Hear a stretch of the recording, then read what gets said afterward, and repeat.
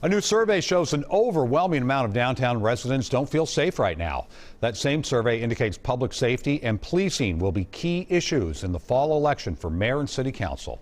Here's Esme Murphy. The survey finds those who live in a downtown still boarded against riots and still deserted by the pandemic are frightened.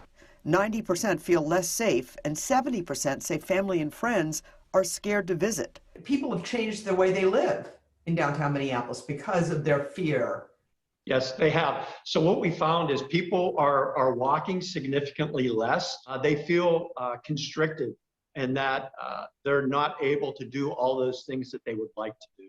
The survey by the Downtown Neighborhood Association is sharply critical of the Minneapolis City Council. This wasn't a random sample, and the instructions of the survey told people not to consider COVID.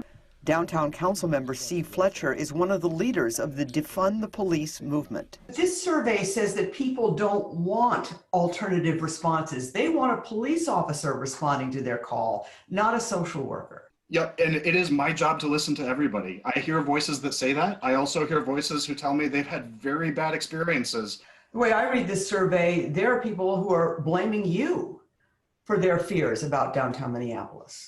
Sure.